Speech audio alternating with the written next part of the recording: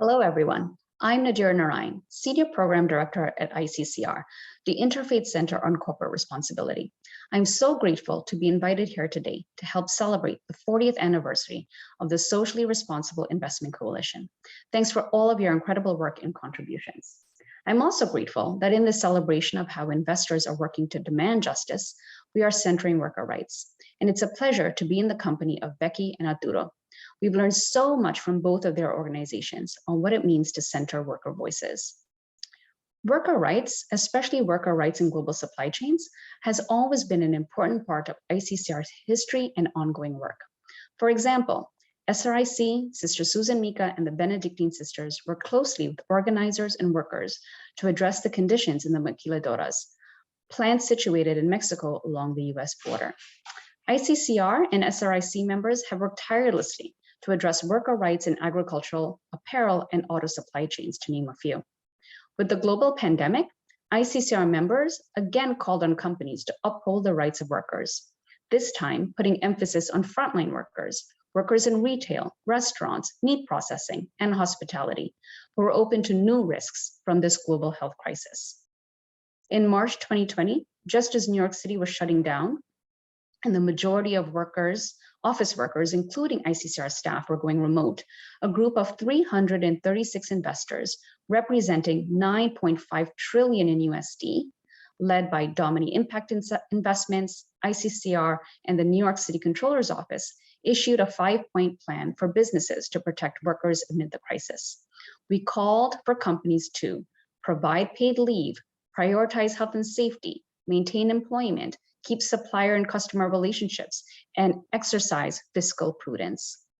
In May 2020, investors called for increased protections for meat workers. Nearly 90% of processing plants owned by 5 big US meat companies had COVID-19 cases in 2020 and early 2021. As Representative Clyburn has said, the impact of the coronavirus on the essential workers of the meatpacking industry was both terrible and avoidable.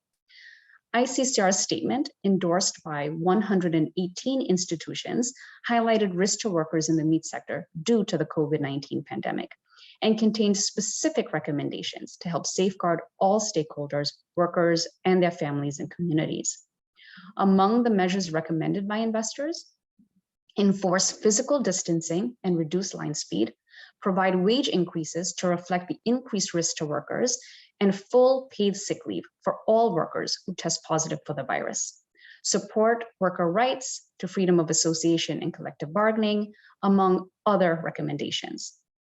From these campaigns focused on the response to the pandemic, ICCR members prioritized worker rights as a long-term priority engagement area in October of last year. With our focus on worker rights, we seek to center worker voices, partnering with various worker-led organizations and labor unions to better understand workplace conditions and experiences, and importantly, lift up the intersectionality of the work.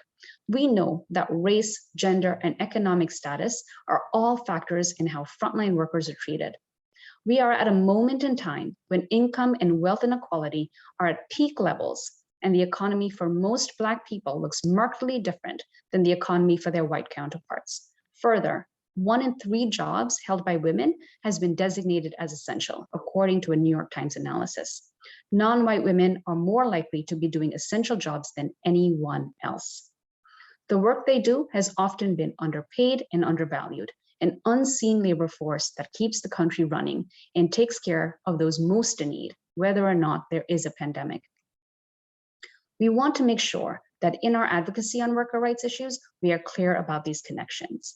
Today, our current engagement areas include paid sick leave, where ICCR members have filed shareholder proposals calling on companies to adopt permanent paid sick leave policies. 2 of these proposals will be on the ballot in a few weeks' time for investor support at CVS and TJX.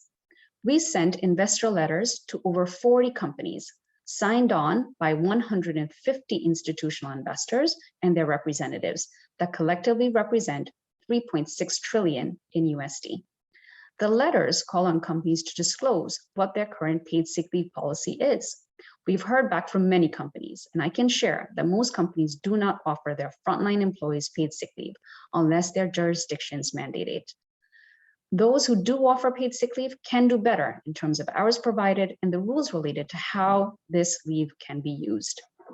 Another engagement area is increasing wages, particularly those that are paid the sub-minimum wage, an egregious $2.13 an hour. SRIC and other ICCR members are working closely with the One Fair Wage Coalition on this issue and have filed proposals that will be voted on at Dine Brands, owner of Applebee's and IHOP, and Denny's, calling on companies to report on the feasibility of increasing the starting wage to the full minimum with tips on top.